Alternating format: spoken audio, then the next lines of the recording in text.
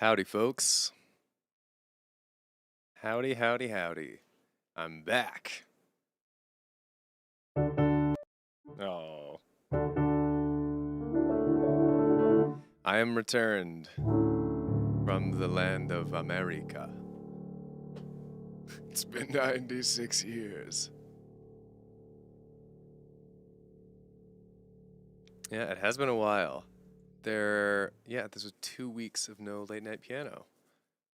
And now we are returned. What a thrill. I hope you're all doing well. I hope your December has been just peachy. Wherever you are in the world. And I just hope that things are going great. Why would I not? That would be weird. That would be psychotic. Never has been cold, eh, Oscar? Not here. It's been fairly warm here in Ottawa, which is nice. Today we just got a ton of... Jeez, I did this all wrong. Today we just got a ton of snow. Which is really like, okay. So winter's all up in this. It's really here. It's happening. I am okay, Marwin out. You sound concerned. I'm not sure why you would.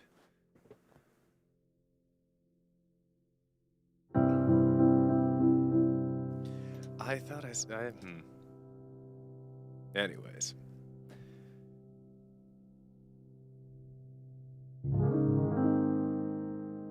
Went miserable in Victoria. Okay, yeah.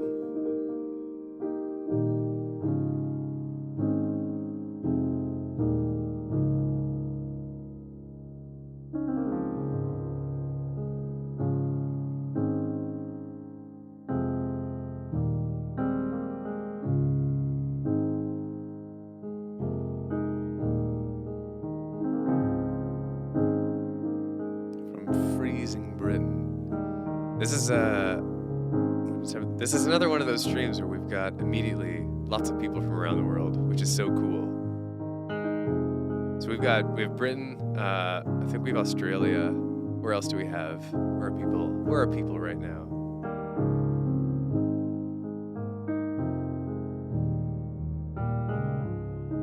And hi, Bruce and Helga.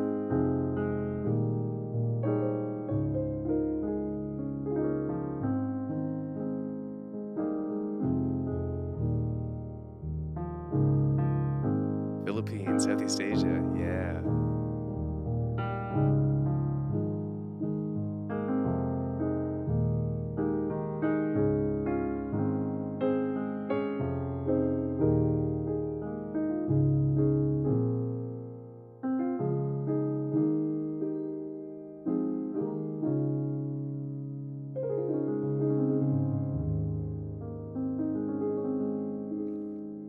All right, well, I'm going to play some tunes here. I'm going to warm up my fingers.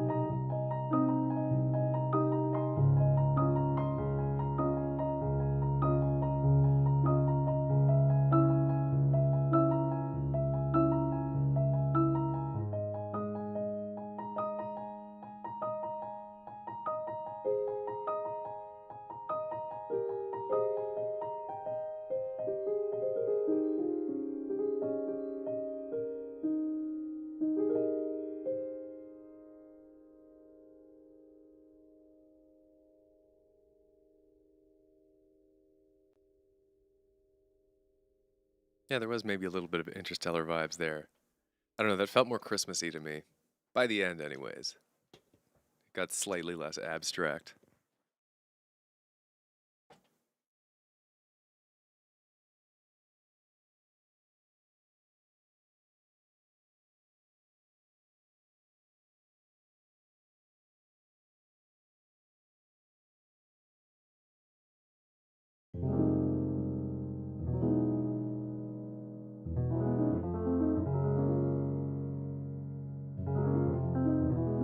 Well, this isn't a Christmas song, but I am going to play it anyways. Actually, in the same key as that, all what just was. Because who cares about different keys? Not this guy. All right, here's a spacey version of this. I think you might know it.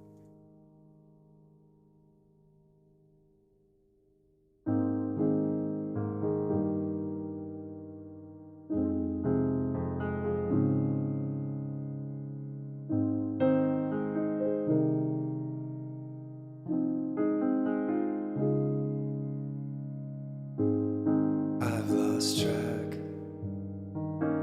of times I've looked back, a happy face, a better place without disgrace. I try to think of when it was, what set it off. Was it because I aimed too high, I too much greed, I reached for things I didn't need.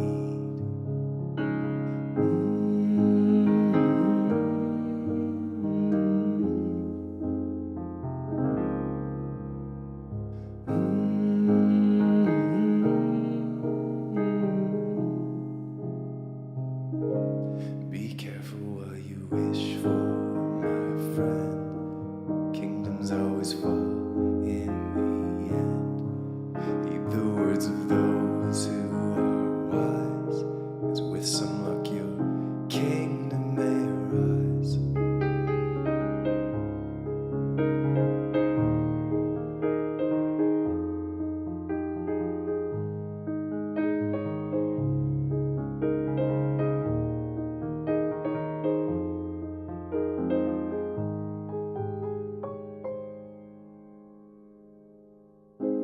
I don't know when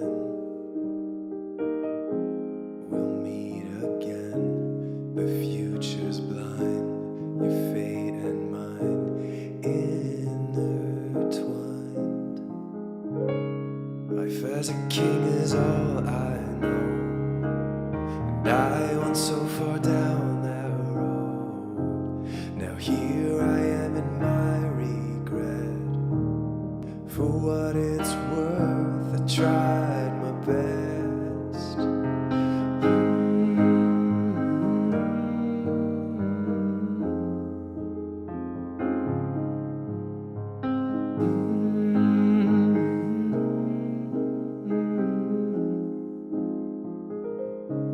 Be careful what you wish for, my friend.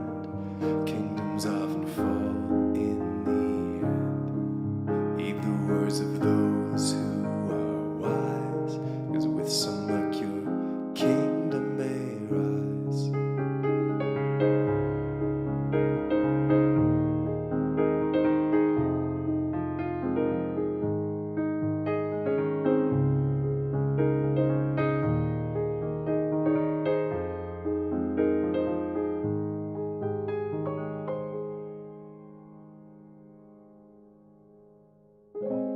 I've made mistakes and suffered heartaches, but through it all, the rise and fall, the life we live is what I'd say. Wish I could fight just one more day, but I know I haven't won. When all is said and all is done, in spite of all the pain it brings, I wouldn't change a single thing.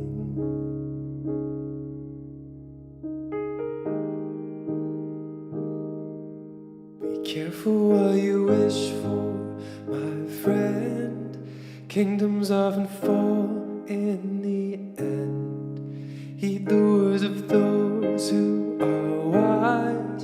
So with some luck your kingdom may rise. Yet just might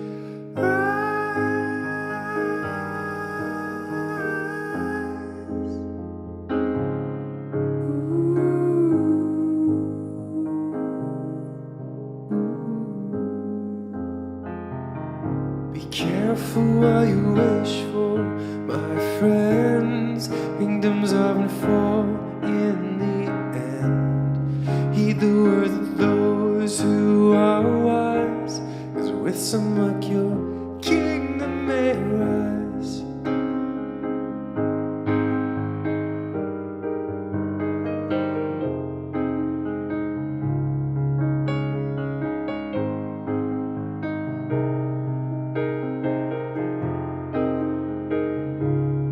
Now I'm gonna rise.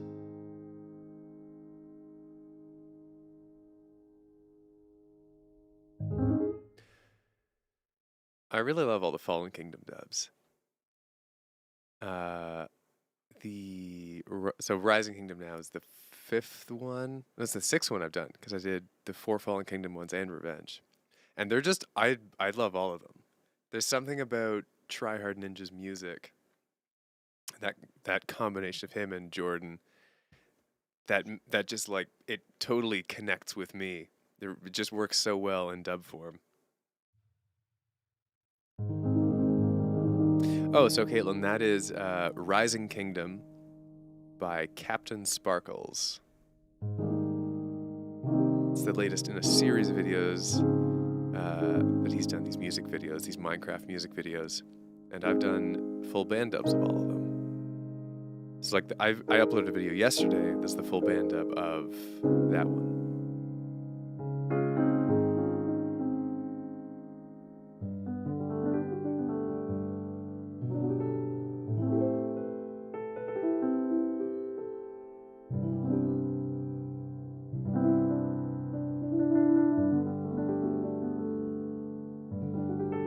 Would I consider doing TNT?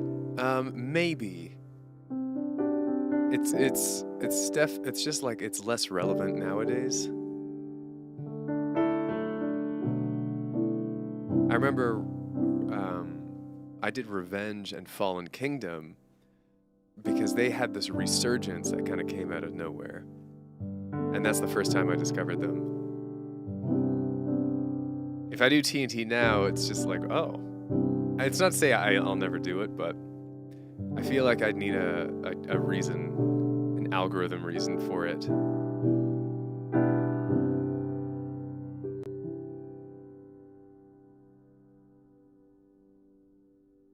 But who knows? We'll see.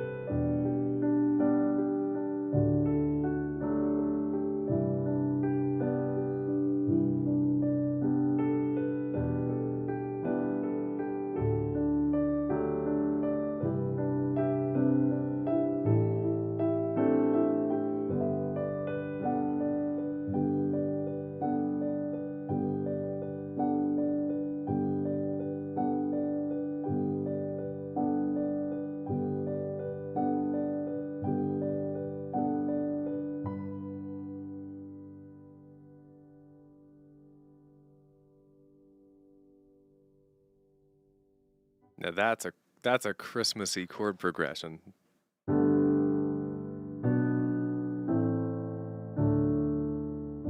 I feel like I've heard a million Christmas songs with that sort of vibe.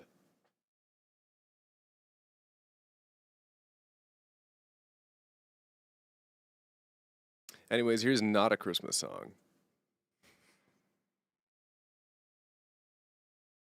Actually, I need to decide on a key to do this, and someone pick a key for me. Just a regular old major key for this song. It could be anything. G, E flat, the forbidden scale.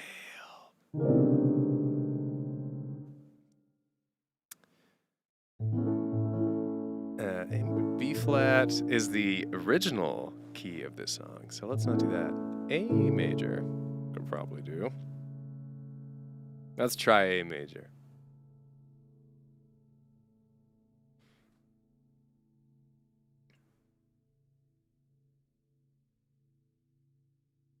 Alright,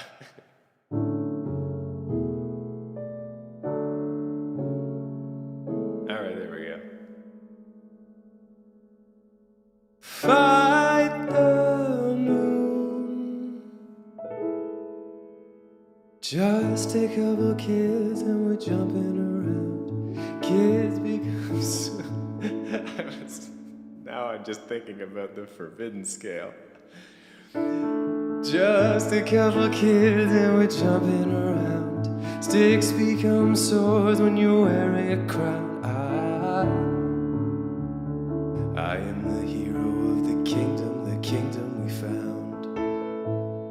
Just a number made for the wild and free, like a couple deeds who toy around with sorcery.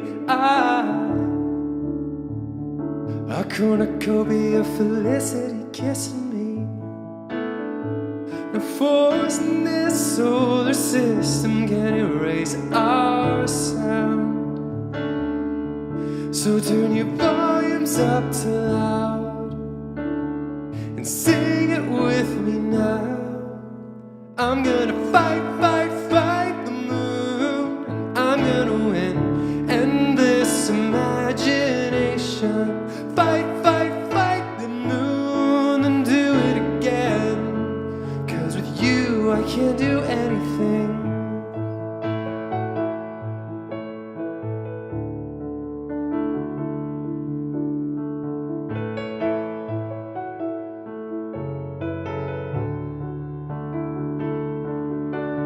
Perched around the table, spinning rumors of gold. A group hallucination of the story we told. I keep on creating even as I grow old. Everyone on earth has the power to dream. It's not about your age or the things that you've seen, just if you're ready and willing to believe. I'm gonna fight the moon. I'm gonna win. Endless imagination. Fight the moon and do it again.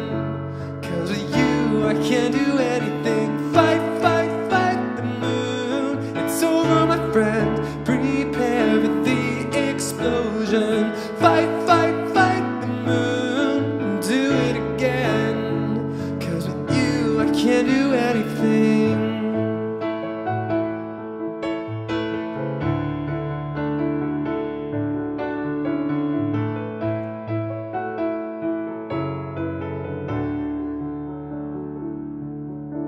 No force in this solar system can erase our sound. So turn your volumes up to loud and sing it with me now.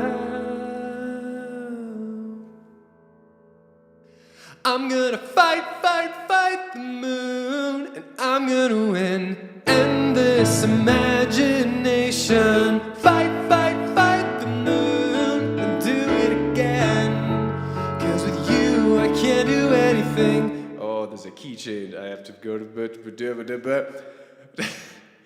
Fight, fight, fight the moon. It's over, my friend. Prepare for the explosion. Fight, fight, fight the moon. Do it again. 'Cause of you, I can't do anything. Yeah, seamless.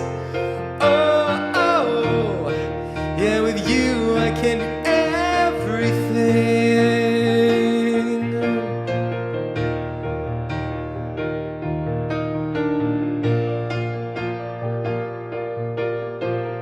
I'm with you, my everything.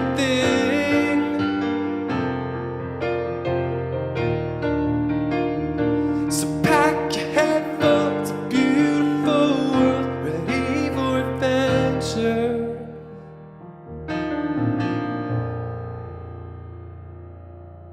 The weird part was that the original key of Fight the Moon is B flat major. And as per request, I played it in A major, and the key change went a semitone up into B flat major. Back to the original. So the whole thing was a semitone down from the original, which is bizarre. Anyways, I'm very happy you guys enjoy it, and that you enjoy the streams. And there was one comment. Where was it? Oh yeah, 79 cats. Who else turns the volume up when he says to? That's the best thing I can hope for. Turn your volumes up to loud. Crank it. That's the best thing I can hope for.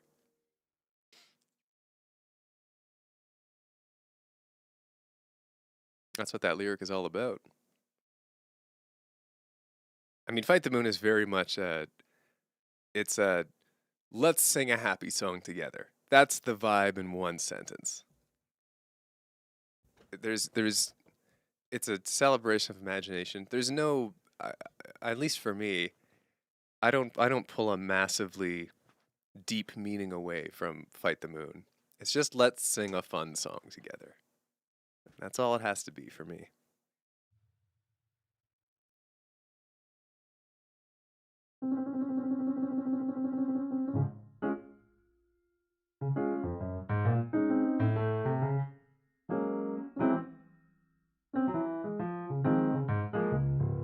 I could do some weird ragtimey jazz thing. Let's find out what happens.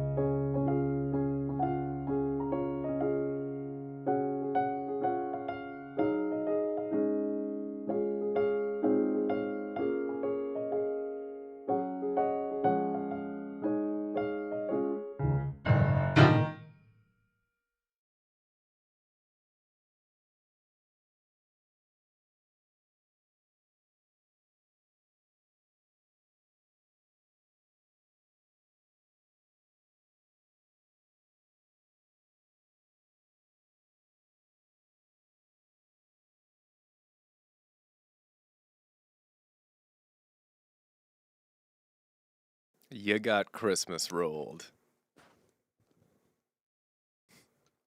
Yeah, those lyrics are much more accurate to the vibe of how I perform that. Dashing through the snow on a rusty pair of skis, going really fast, watch out for the trees.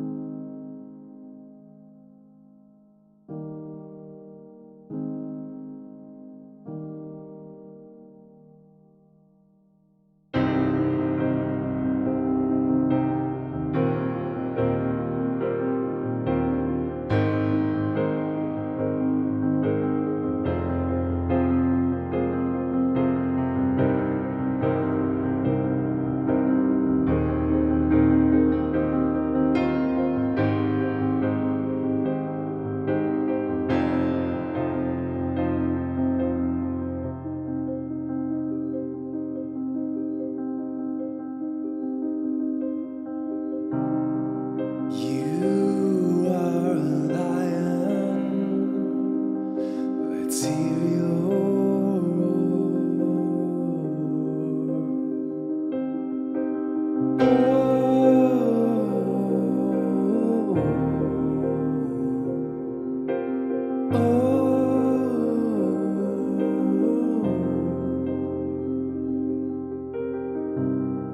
A silverback giant, your muscle strong.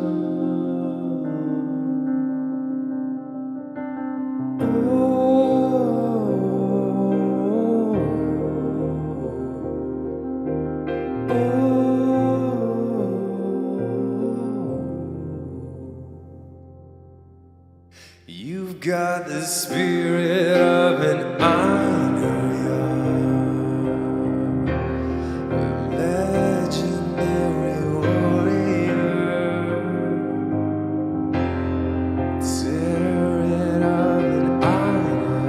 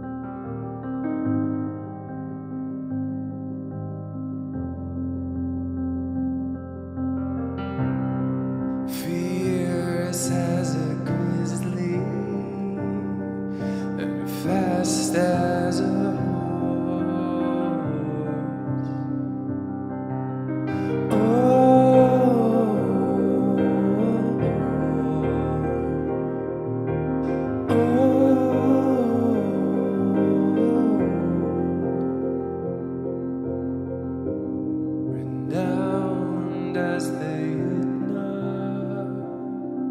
your legend grows.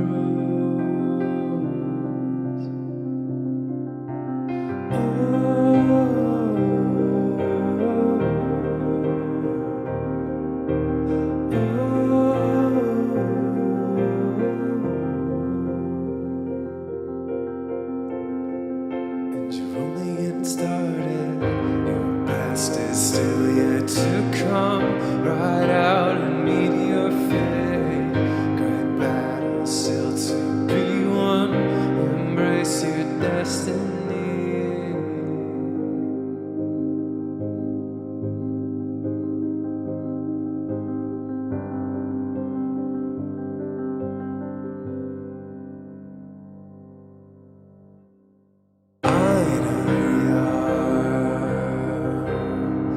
A legendary warrior. Let's hear your story, war, death, glory. Raise your voice and sing. You got the spirit of an Einherjar.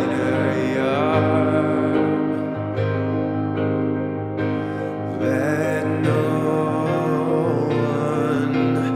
break you sunder or forsake you now. You are invincible. You are an Einherjar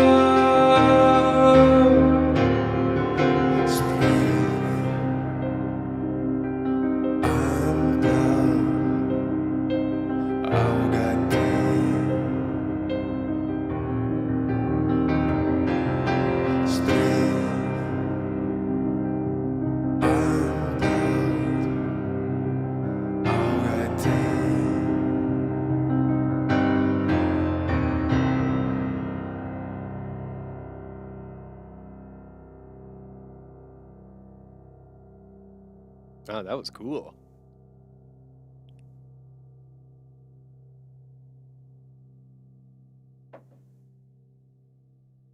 That really taps into the atmosphere of the song in a whole different way, and a good way.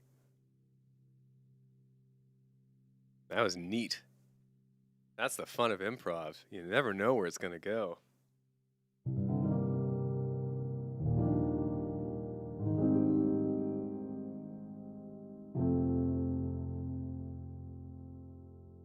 Just scrolling up. If it sounded like Valkyrie at the start, it's because I played this in the key that Valkyrie is in.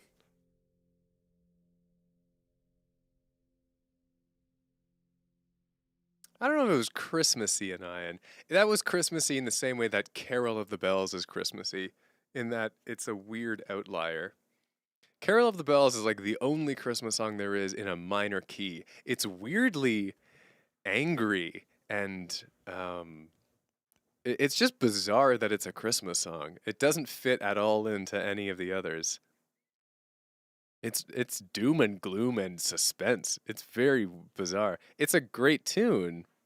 It's just weird that it's a Christmas song. It is not the happy Christmas vibes that every other Christmas song provides, you know?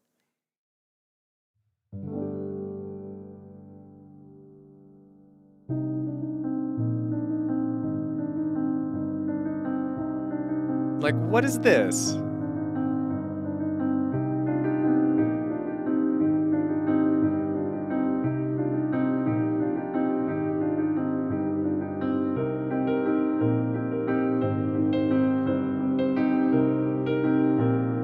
Who listens to this and is like, yeah, Christmas.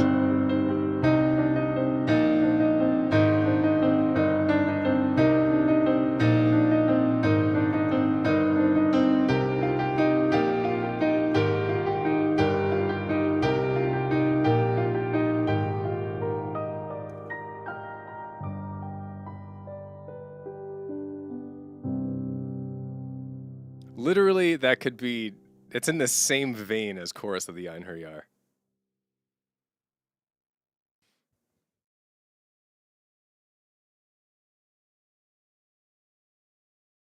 Einherjar, Einherjar, Einherjar, Einherjar, Einherjar, Einherjar, Einherjar, Einherjar, Einherjar, Einherjar. Oh boy. It's true, it is the dead of winter vibes. That's a very good way of describing a Bumblebee Berry. Okay, let's do some good things here. We're at about that time. Although I'm gonna bring us up from C minor into E flat major. Yeah.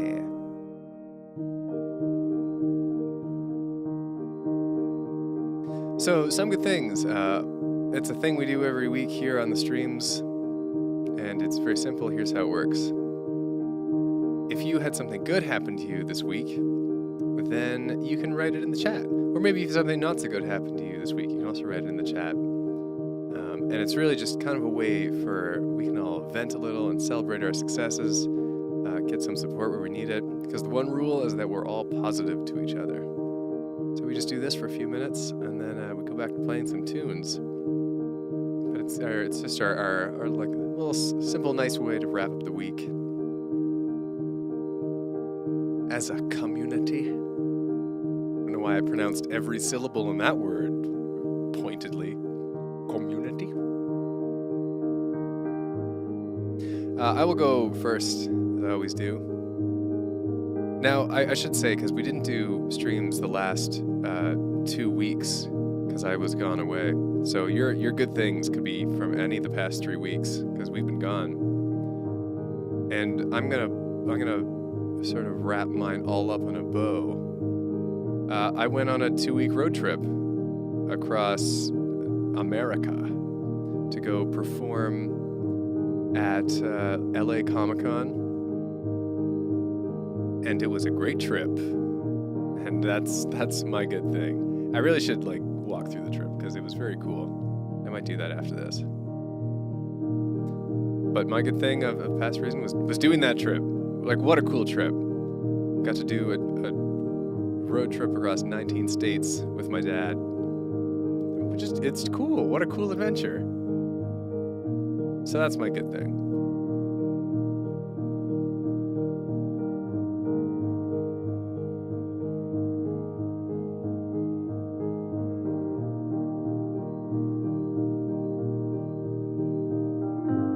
So let's see here. From 79 Cats. Lots happened since the last time. My girlfriend visited for a week, and we went to a book signing for an autistic female author, actress, and YouTuber. She got me a bathrobe for Chrissy. Had a good time. Well, that is lovely. That's just lovely. Caitlin had a helpful counselor appointment. My cousin had a kid. Watched Mysterious Benedict Society with my twin. Yay. BF is pretty far into Dark Souls 3. God rest his soul. Yeah, lots of cool stuff there. I'm glad the council program was good. Congrats to your cousin. I have no idea what Mysterious Benedict Society is, but enjoy it, y'all. From Jacob, I got a lead role in a musical, and I haven't done theater in a few years. Love everyone there, and I'm really excited for the production. Very cool, congrats. What production is it? The people want to know.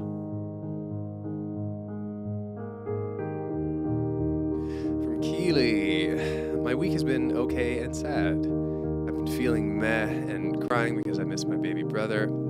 Also, in the night of December 14th, my cousin had a baby girl, and I watched Wednesday in 2 days. A lot of people's cousins having babies.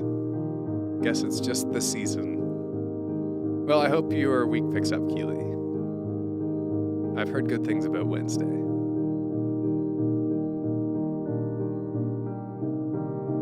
Aurora, we lost my mother-in-law about 2 days before Thanksgiving this year. It's weird, and we miss her. I just got back from visiting family in Burbank, and it was wonderful. Problem, I came back home with COVID. I'm not doing too bad and at about 70% functionality, but it's pretty annoying. I can only imagine. My condolences about your mother-in-law. I hope you can manage COVID well. I feel pretty lucky to have not gotten it yet, although I do emphasize the yet. I feel like it just has to happen at some point. But yeah, I hope you can pick up and feel better soon.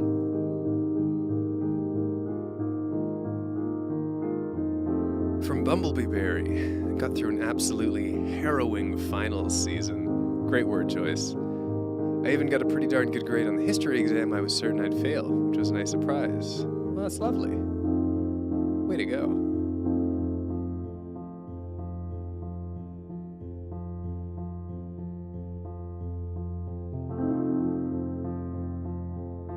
From Oscar. Nothing much has happened for me these past few weeks, but nice to finally get my ADHD officially and expensively diagnosed. Weird to get it done at 26, but better late than never. I mean, yeah, I can only agree. From Tim the Lim. Hey Finn, just thought I might stop and listen to some tunes.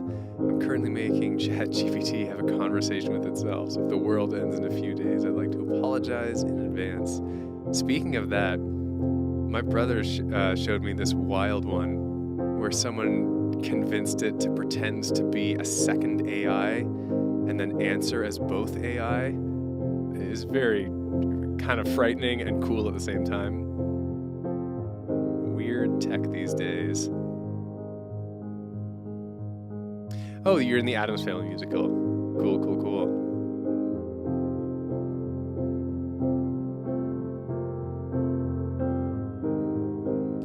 From Anayan, I've had a weird few weeks, but it looks like I'll be having a company trip to Rochester in the US, which is really exciting. Very cool. You know, being the savvy US traveler I am now, I recommend it. From Heather, got through finals without too many problems and just had my own mini road trip back home for Christmas. Although due to some personal stuff, it looks like break is going to be long and lonely. Ah, well, that's a bummer. But I hope you can enjoy it. Breaks are nice. You know what? Here's my take. Breaks are nice even if you're on your own. Just to be able to do nothing for a little bit is kind of great.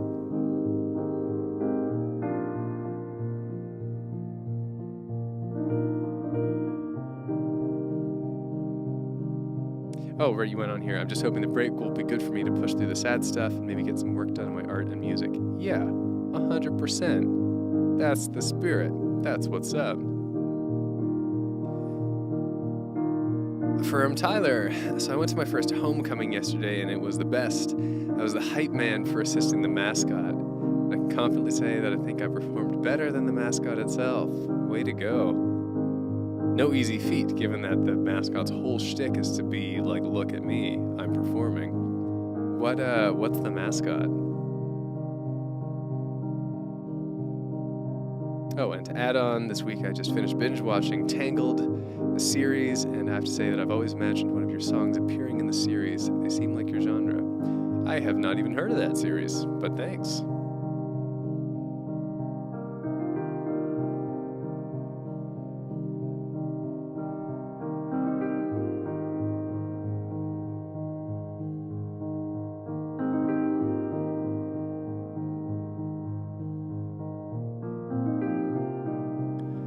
Mom, I'm looking forward to Weihnachten and seeing you on the farm. Likewise.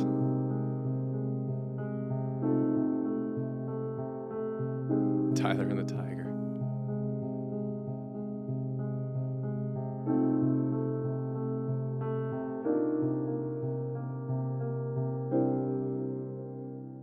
Well, there we are.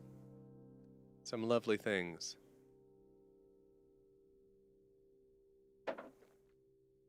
So I think here's what I'm gonna do. I'm gonna tell you all about my big road trip to LA, and I'm gonna play a song, and then I'm gonna call it. So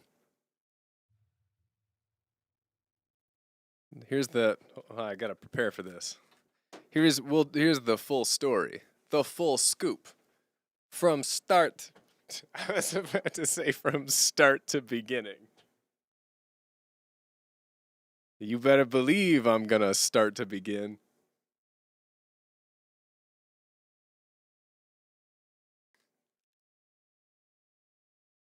So, I could look here. Because it starts, as some things do these days, with a DM on Instagram. And that happened on November 8th. November 8th, I got a DM from a guy called Adam Taylor. Now, Adam Taylor is a film editor in LA. He's a rad dude, and he was the host of the panel as a fun side thing, as you might recall. So this is a Futurama panel. You know the show Futurama? It's coming back. So there was a panel at LA Comic-Con about it. Adam, as a fun side thing, is the Guinness World Record holder for the most Futurama memorabilia, like the biggest Futurama memorabilia collection, as I discovered, and I got to see some of it while I was staying with him. And he said he came across my my opera dub of The Devil's Hands Are Idle Playthings, that big video.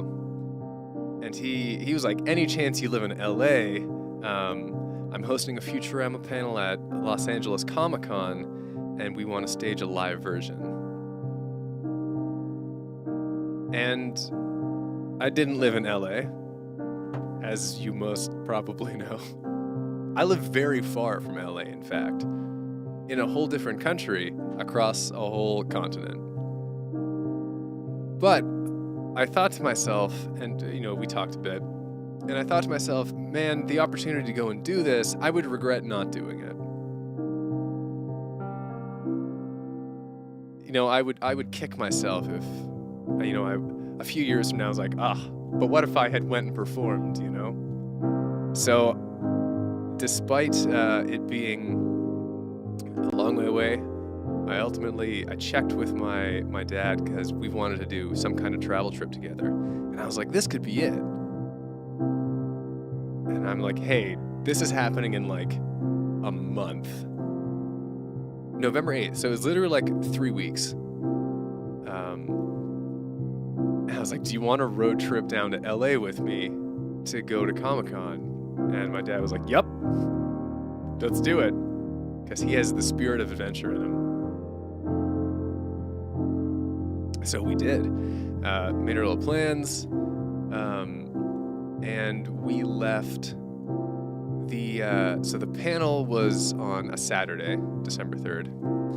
We left 6 days before that. We left on the previous Sunday in my dad's Tesla. So the plan was to drive there in like a 5 days, charging along the way, see a few sites along the way, and we did. So I'm going to go state by state here. So we're in Ontario. We drove west, crossed into Michigan. And, I should also say, before I forget, I vlogged the whole thing on Instagram. So if you go to my Instagram, there's a highlight reel of all my stories about the LA road trip, and you can just watch them all in one go. And I highly recommend it because there are some gems in there. Anyways, we went to Michigan first. My verdict of Michigan is it's South Ontario. It was very similar to home. I think I could have been impressed if I was from further away. But it was just like, oh, this is just like more of what I know, We did drive through Detroit. Saw a tire that was 5 stories tall. And just car stuff everywhere. Like we passed by the Ford headquarters and so many car dealerships and everything. So what I remember about Detroit is that people drive there, and that's what Detroit is.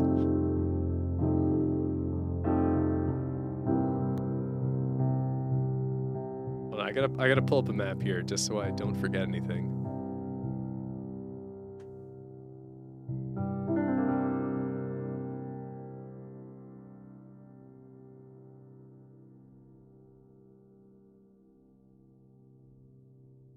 Okay, so yeah, Detroit equals drive. There you go. That's my roundup of Michigan. We really briefly went into Indiana, but it was just because we were going around the bottom of Lake Michigan. So I can't really comment on Indiana. We went into Illinois then, and stopped in Chicago. Does that imply the rest of America walked? I mean, yeah, maybe. We went to Chicago, and I should mention an important preamble about this whole trip. We left on the Sunday morning. Saturday night, my throat started feeling a little scratchy. And on Sunday, I was just sick. I had the flu. But everything was already in place. So we were like, I'll probably get better by the time the panel comes around, so let's just go anyways. And it wasn't COVID. I did tests. I did rapid tests. It was not COVID. It was just the flu. So I wasn't too worried about that. But these first few days of travel, I was just not great. So we got to Chicago, which is a very cool city, and we were there for an afternoon to see some of the architecture. We went to this local seafood place on the shore of Lake Michigan, which was real cool. It just is a neat vibe, Chicago, and I could barely appreciate it because I was just not feeling okay. I tried my best, but Chicago, very cool city. It's not particularly like the music city I'd want to live in, but I kind of get it. It's a cool place. We saw the Bean.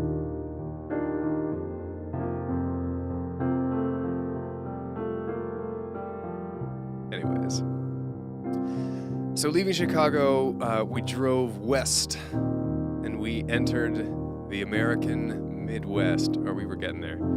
Oh, the Bean in Chicago, it's this big statue, this big jelly bean. It's super reflective, so you can see yourself in it at all kinds of wacky angles. It's kind of a famous landmark in Chicago's main park. It's a statue, I should be clear. It's made not out of jelly beans.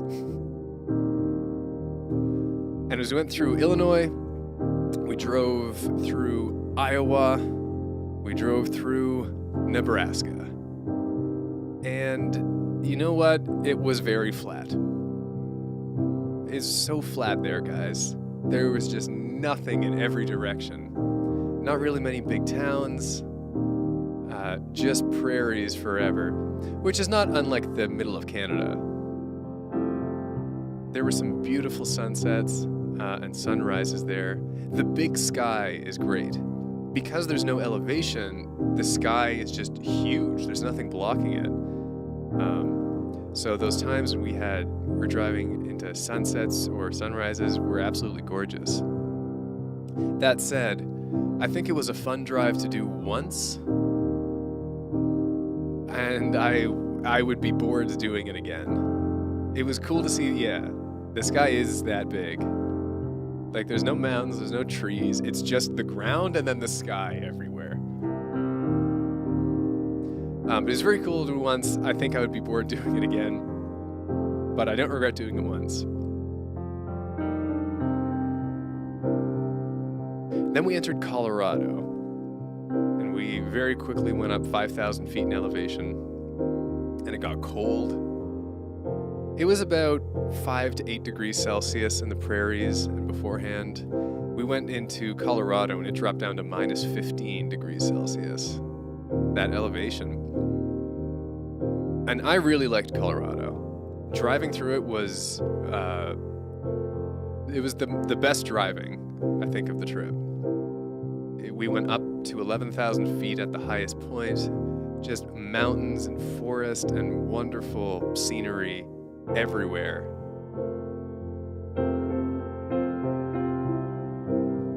And we went through, as I later discovered, at 11,000 feet, the highest elevation vehicle tunnel in the world.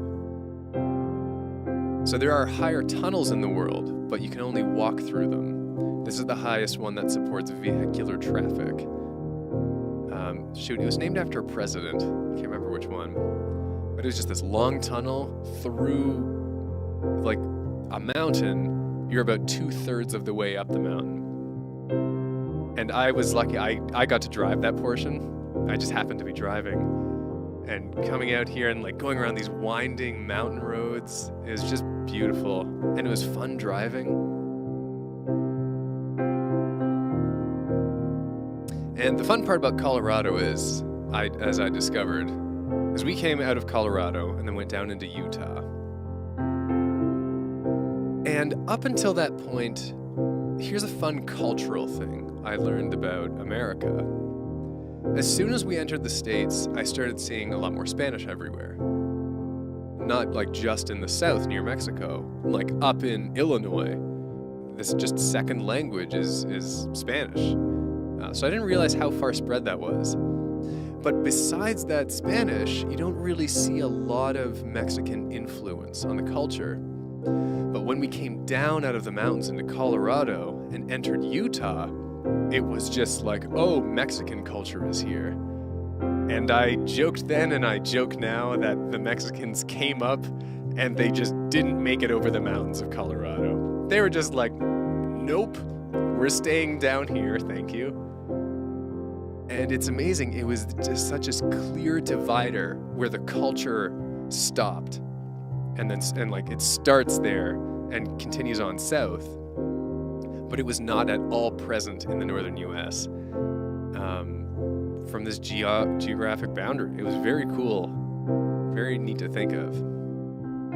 Oh, I should mention, the reason I wanted to go through Colorado is not, when we were planning the trip, is not only for the driving, but because we went through Denver, and right outside of Denver is Red Rocks, which is a legendary music venue. It's built into the red stone of the mountains there. It's kind of a natural amphitheater. There are some pictures of it on my Instagram, and it is so cool. It's just an incredible venue. You look down, Red Rocks is at almost 7,000 feet. You look down on Denver, and you can see the Denver smog, but it's like an incredible view. I can only imagine the acoustics would be so good, because it's nestled in between these rocks, these mountainous rocks. And we were there in the off season, of course. Like the first show starts in March.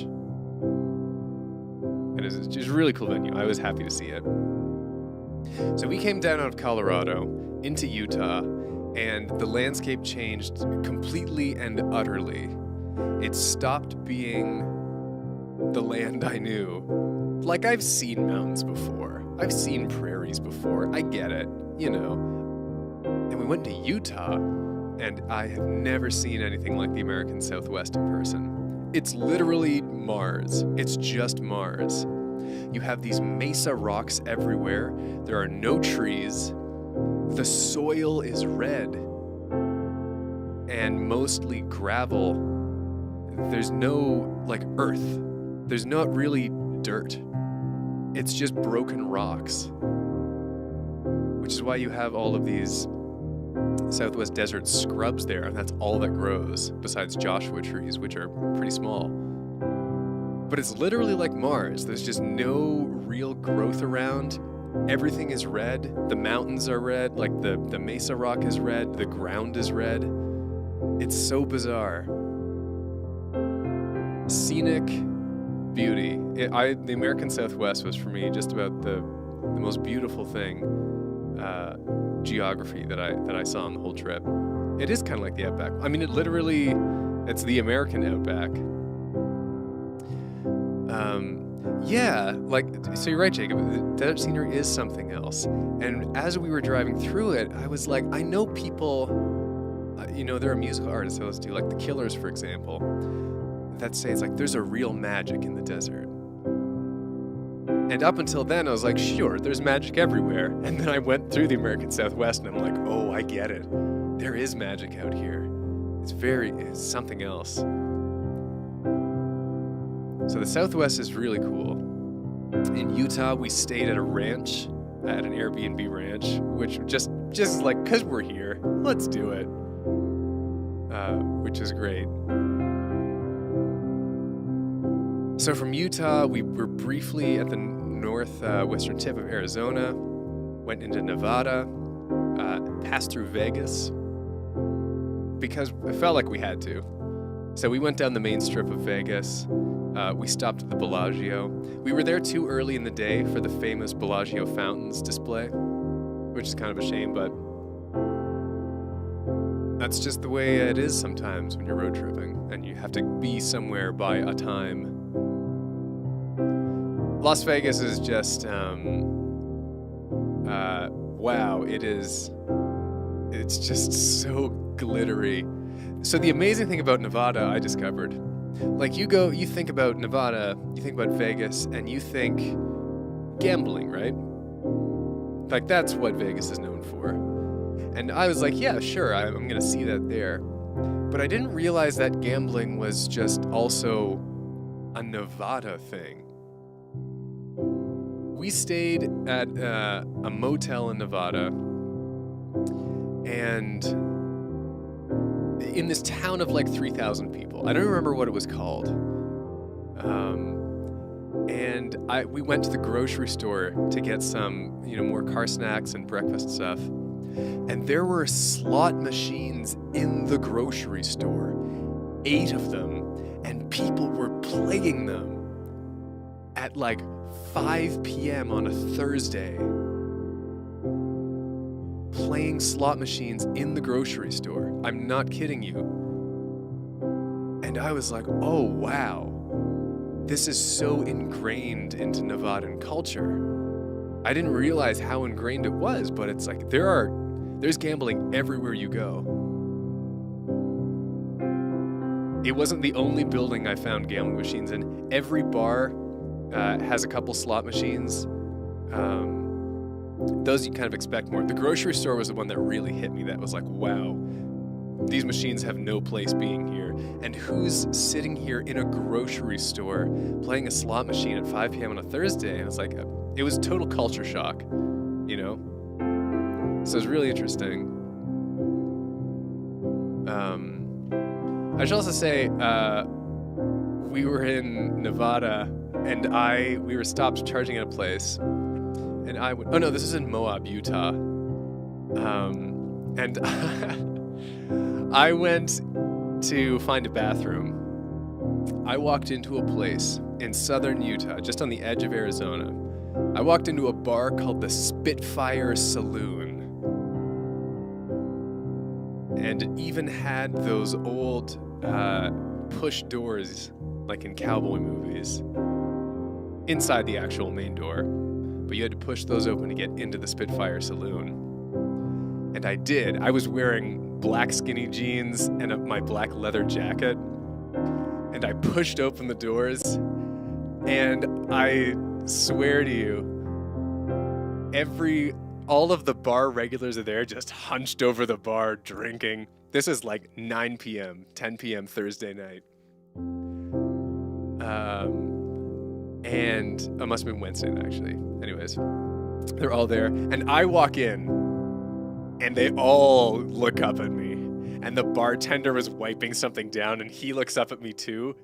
Everyone just stares at me for a second. It was out of a movie. And I was standing there, I was like, okay, I can do this. I can fit in. So I betrayed nothing in my body posture. I was just like, I belong here. I've got a leather jacket. And I gave the bartender one of the, you know, just the, and then he did it back to me. And all the regulars were like, oh, and they just like went back to drinking. And man, did I feel cool.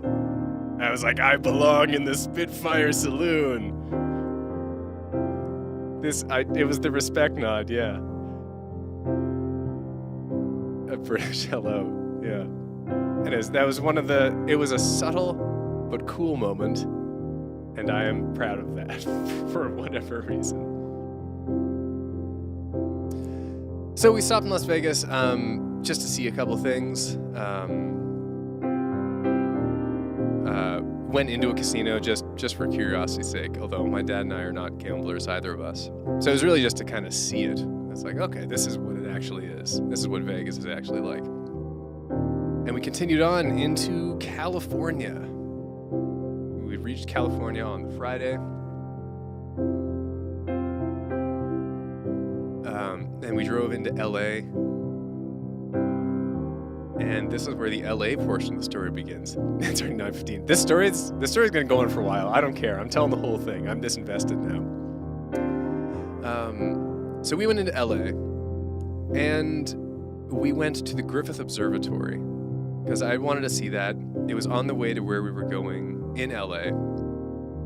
I wanted to see the observatory itself, and I also thought it'd be a good place to look down on LA, kind of get a lay of the land. And we did. We could see the Hollywood sign from up there. I got a picture with that. And we looked down on LA, and it was a very weird feeling. Because I've been in cities before. I've been in big cities before. I was just in Chicago, and I'm like, I know how cities are built. I get how cities are constructed on a very basic level. You have like a downtown area. You got a bunch of skyscrapers. And downtown is surrounded by suburbs and boroughs and stuff. I understand that. And I went to LA and it's like, oh, this city is not built like that. It's not built like any city I've ever seen. So LA in construction, if you've never been there, you have a little downtown area, and then you have another little downtown area called Central City. But really, LA is just 50 neighborhoods. Thousands of neighborhoods, really, put together. There are so few tall buildings, and it just sprawls for 50 miles. It's an insane size. Like, there are 13 million people in the greater LA area. And because you don't have tall buildings to compact all those people into a smaller space, the sprawl is insane. From Griffith Observatory, I saw nothing but neighborhoods. I didn't see any nature except the mountains that you couldn't build on. It was just buildings, just low-lying buildings as far as the eye could see. It was really weird. And so now I get, people are like, oh, you gotta have a car in LA. And I'm like, sure, but public transit, right? And no. It's 50 miles. It's 50 miles across. And there's not that much infrastructure. It's just a bunch of neighborhoods next to each other. So I get it. You do have to have a car in LA. That's just how the city is built. There are so few freeways, and the ones that there are clogged with traffic. It's just a very weird construction. And I realized the main reason why they do that, as Dad and I looked down on LA and theorized, he was like, why do you think there aren't higher skyscrapers? Why do you think there aren't more tall buildings? And my guess was because of the smog. So yeah, there's smog in LA, just like I saw in Denver. You can see it hanging over the city when you're looking down at it. And I was like, well, you're gonna start breathing that if you're higher up, right? And he's like, yeah, maybe. That could be it. But you know what's probably the actual reason? It's earthquakes. Los Angeles is built on the San Andreas Fault Line, which is a very active fault line. And LA just has several earthquakes a year. Right, so as Caitlin points out, Canberra has a building limit because it's on a sinkhole. LA has a building limit because it's built on the San Andreas fault line. So you literally just can't build tall buildings. The couple downtown sections are it. That's it. And when you can't build tall buildings and you have 13 million people trying to live there, you just keep spreading out. You just, Canberra, sorry my Aussies, that's on me. You just keep spreading out. So it's this insane sprawl. Anyways, so that was my first sight of LA. That and the Hollywood sign. We spent a bit of a time at Griffith Observatory, which is just like a space museum, which is real cool. And then, so this is Friday now. This probably is legit, yeah. And as a fun aside, so I experienced a lot of temperature changes on this trip. And, you know, we had minus 15 degrees Celsius in Colorado. By the time we got in LA, it was 20 degrees Celsius. Balmy. I live in Ottawa, Canada. It gets so much colder than that. I got out of the car in LA and I put on my sandals and everyone was in winter clothing. Because that's winter for them. 18 degrees Celsius is like, oh, gotta get my boots and my snow jacket on. And I'm like, 18 degrees Celsius, I can break out my shorts and sandals finally. I mean, yeah, it's like Australia too. You guys are in a very similar, you're close to the equator, you know? And I walked around all the Griffith Observatory in my sandals, and people were giving me looks. They were like, oh, who's that weirdo? So that was very funny. I laughed all the way through that. I was like, this is winter for you guys. And I know it's a cliche to be like, winter where I come from is real cold. I'm tough because I can weather it. And I didn't think that. It was just another culture shock thing. It's just like, oh, you're actually cold because your bodies are acclimated to this weather. So dropping down to like 17, 18 degrees Celsius, it's like, yeah, oh, you are actually cold. You're not just faking it. Your bodies are adjusted to it. It's just so bizarre. So we drove across LA, and we got to Adam's place. So Adam Taylor, who's the host of the panel, he very kindly said, just come stay with me for the weekend. Then you don't have to pay for a hotel in LA. So we did. We stayed with him and his wife, who was one of the singers in the performance at Comic-Con. She played Leela in our performance of the Futurama opera. So we talked with them a bunch Friday night, then slept there. He was great. Adam, great dude, I have to say. And like when I left LA, he was like, "You're part of the family now." I felt so welcomed. That guy's great. So Saturday morning rolls around. It is the day. I mean, the convention opened on Friday, but Saturday morning, it's the day of our panel. The day of our panel, Saturday, December 3rd, our panel is at noon at the LA Convention Center. So we were a couple days beforehand, we did a video call with all the performers just to kind of walk through the score. So we had 4 opera singers and myself on piano. So I wrote from scratch a score out for the Futurama opera for piano and 4 voices. But we didn't have any time to rehearse. I didn't have a keyboard with me on the road. So we did, while I was in Utah at the ranch, we did a video call just to walk through the score. And like we had email talk beforehand, but we walked through the score there. But we had all agreed we're going to be at the convention center an hour before the panel to rehearse. So we went there, and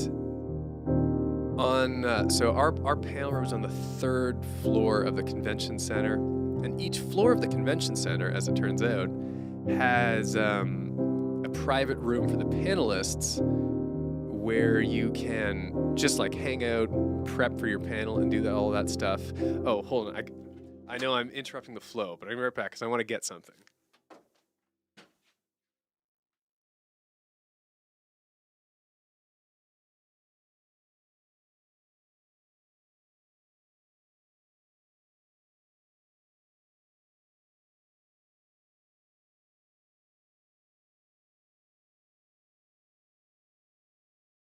So the only way you can get to that panel is if you got one of these bad boys.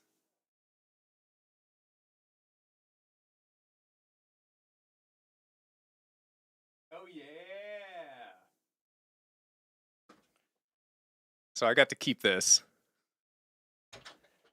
That's my takeaway from the panel.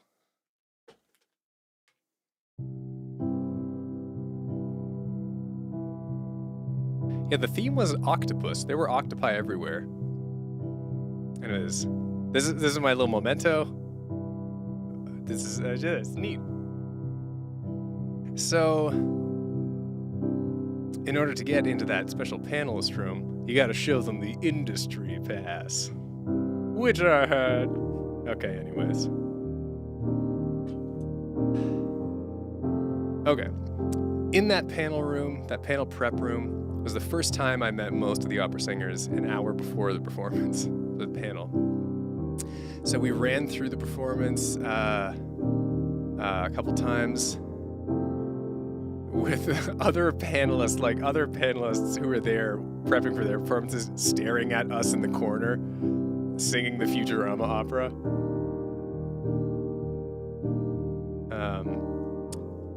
Now we went over to the panel room then, so we were at noon. The panel before us was supposed to end at 11:50, and they ended at noon instead. So we were in the back of the panel room with all of our gear, and as soon as they ended, we just rushed up because people had been starting to stream in for the Futurama panel towards the end of the previous panel. And so we went and we were setting up in a panicked frenzy as our audience was watching us. So Adam was like, "This will just be a minute, everyone." He just bought us a bit of time. And then the panel kicked off. So on the panel, there was Adam Taylor, who was our host. That was the opera, The Devil's Hands Are Idle Playthings. So there's Adam Taylor, our host. There was Jeanette Lim and Cody Ziegler, who are two writers on the new season of Futurama.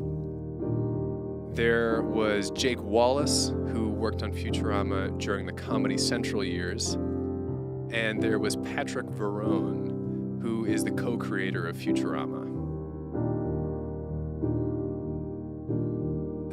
So they did the whole panel. It was great. It was very well put together. There's fun banter. The crowd liked it.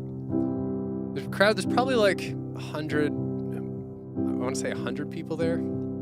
That's my guess. In the audience, 100, 150. Yeah, it was cool. It was cool to meet and talk with the panelists afterwards. Anyways, so our performance was to close the panel. And Adam brought us on by saying, basically, he kind of told the story. He's like, so I always loved the Futurama opera. And I just looked around on YouTube the other day and I found Finn's cover of it. And I messaged him and I was like, "Hey, do you live in LA?" And he was like, "No, but I'm willing to drive down from Canada with my dad to play at this." And then, so he had on the screen, he had, a picture of my channel, and he played a snippet from the full band dub of the opera. And then, yeah, he was like, "If only he were here right now." And then I stood up, and the crowd was all like, "Whoa!" And that was, honestly, if I have to take away one moment from the whole panel, that moment was pretty cool. Just 100, 150 people being like, "Whoa, dang, he's here!" And everyone cheered. It was really cool. So we went up, we performed, we got 1 minute in, stopped, and had to start over. Not because we messed up, but because we didn't have the time to do a sound check beforehand. So the sounds were just all wrong. But we started over again, played the whole thing through. It went well.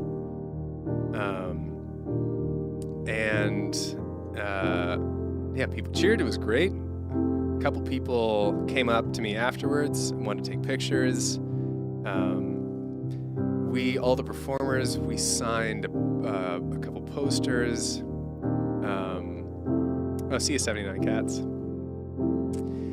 And I got to talk a little bit with the panelists who all loved it. And now we're all buddies on Instagram.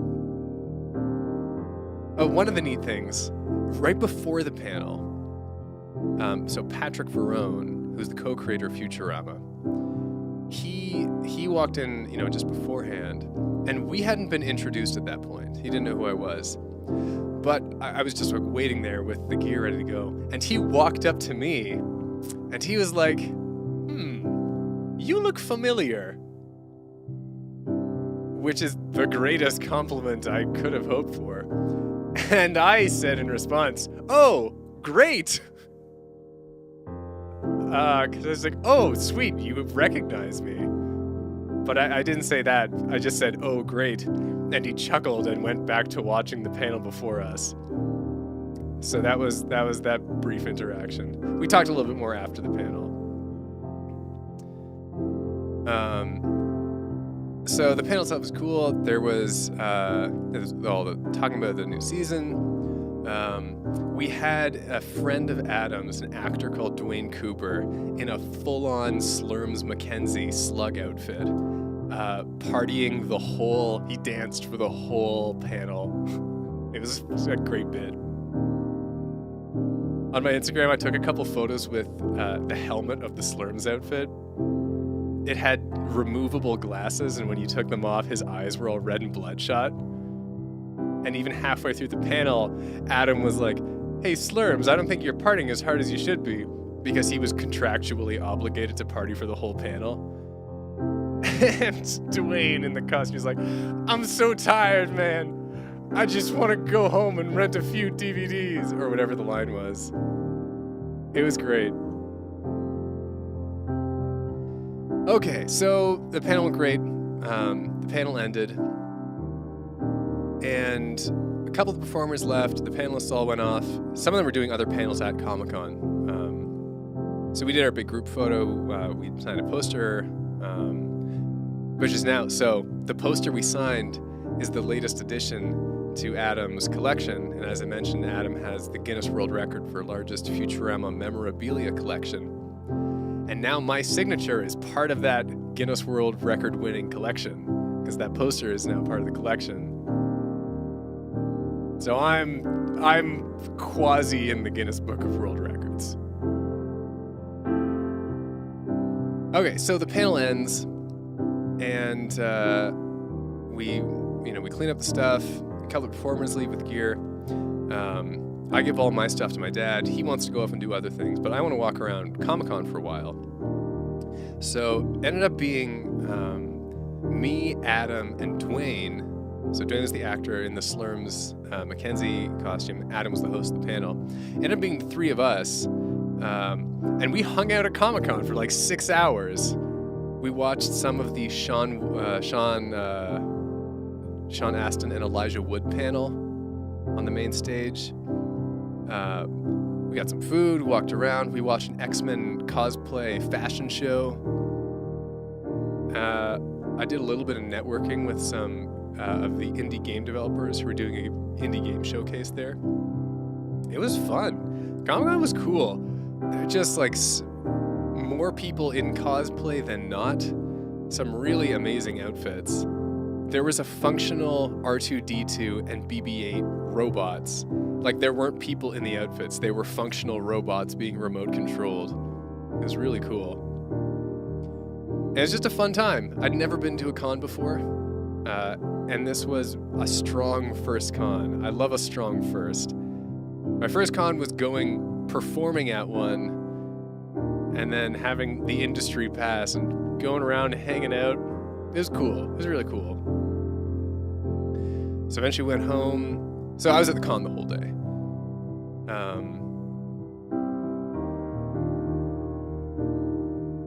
And eventually went back. We were all pretty wiped, so we just crashed that night. And then Sunday, I did some more touristy stuff with Dad. I had lunch with Anne Reburn, who some of you might know. She's a YouTuber, and we've done a few collaborations before. Most recently, she was in Film Songs Week. She did The Bare Necessities, and then she was on the finale. Oh, cool, Paradox Age. Yeah. We went to your first con that same weekend, too. We're in the same boat. So, yeah, I had lunch with Anne, which was cool, not just to get to hang out with a friend, but, you know, we YouTubers, it's often an isolating thing to be a YouTuber. And I have a lot of YouTuber friends who I've known now for years that I've never met in person, like Marshall Does Stuff, The Real Sully G, Jacob Sutherland, like a bunch of people. Anne is the first other YouTuber I've ever met in person. A person who I got to know through YouTube, and only really knew on the internet. So that was a cool moment. That was like, okay, that was another moment of this whole YouTube thing is having real life consequences. That was probably the coolest professional part about this trip. Because when you're a content creator, your stuff kind of exists in a digital vacuum. It's like, sure, it gets millions of views and whatnot, but what does that actually mean? And when it leads to you performing at Comic-Con and meeting other YouTubers, it's like, oh, that's what it means. It can mean cool real life stuff too. So that was really neat. Went to Santa Monica Pier, got a nice ramen, got postcards for people, did some more touristy stuff, and then we left LA we got a few hours of driving in on the Sunday. So going back to my map here, so we left LA and we shot east into Arizona, went to the Grand Canyon, which is wild. I wasn't expecting to be that impressed by it, because I was like, oh, it's a canyon. But it's something. There's no indication that it's going to happen. There's no elevation change as you drive along. Just suddenly the ground drops 1.5 miles. Oh, just a full mile, 1,500 feet. It just drops away. It's like a reverse mountain. It's hard to get the scale of it through pictures until you're looking at it and your brain is registering just how bizarre it is. So it's a cool sight. So we then drove through Arizona, drove through New Mexico, and that was kind of the end of the Southwest. I loved the American Southwest. The climate, the geography. I felt so welcomed in LA as well. It was just great. We drove through the top of Texas and then all the way across Oklahoma, then into Arkansas and Tennessee. And we did this route because we both wanted to go to Nashville, Music City. So we spent a Wednesday evening in Tennessee, in Nashville. Went down onto the main Nashville Strip, which is a really cool place. It's just 5 blocks, and every single building is a bar or a music venue, and they all have their windows open. So even on a Wednesday night, it was a crowded place. There was just music going on all around, and not just country. There was modern stuff too. I was in at a bar for half an hour listening to this band playing Chili Peppers. And every band there is so tight and in the pocket. Because that's what they do. They just gig 3-5 nights a week. That's their life. So it's a very different atmosphere than LA, which is a lot more on the production side of things, like movie studios and audio production houses and music production houses. Nashville is no, you're gigging here. You're playing live. And there are a bunch of recording studios there as well. So totally different feel, but both big music hubs. So Nashville's really neat. And then we drove up through Kentucky, through Ohio, a little bit of Pennsylvania, because we were just going around Lake Erie at this point. through New York State. We did not stop in really any spots there because my dad wanted to get back. And then from New York, we went back to Ottawa. And that was the trip. 19 states, 12 days. It was a really cool trip.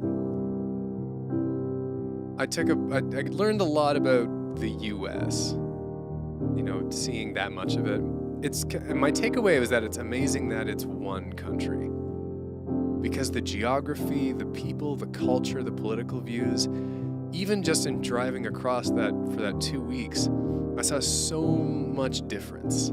So many different people, different ways of living life, different values. It's insane that it's all one country, because it should be 50 small countries, and they're trying to wear one country's hat.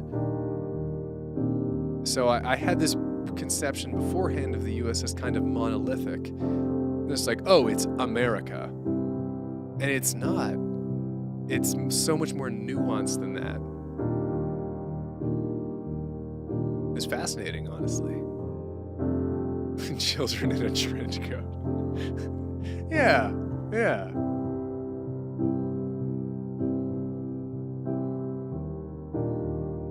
So that was the US trip. Wow, that really took me like 50 minutes to explain. It's a story. Okay, I've talked a lot of time. It's been a long stream. I'm playing one more song and then I'm out.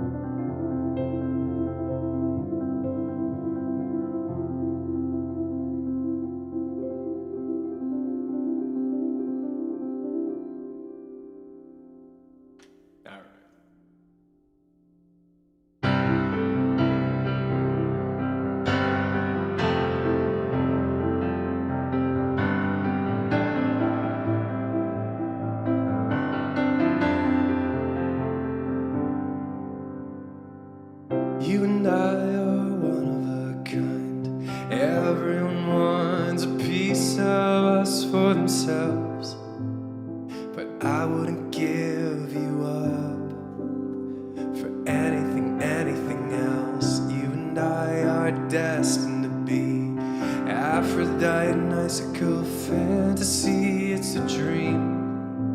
And when the chips are down, you'll see me coming around.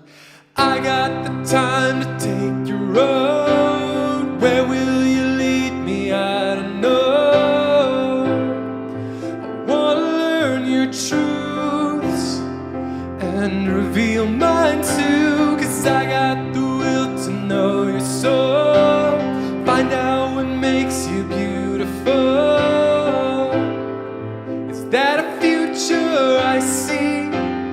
Eyes of blue and green. You and I are dead machines, about to evaporate into green and blue symmetry.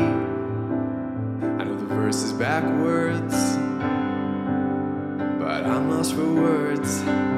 You and I are weather machines, clouds evaporating for green and blue symmetry. And when the stars come out, baby, we'll light up the town. I got the time to take your road. Where will you lead me? I don't know. I wanna learn your truths and reveal mine too, 'cause I got the will to know your soul. Find out what makes you beautiful. Is that a future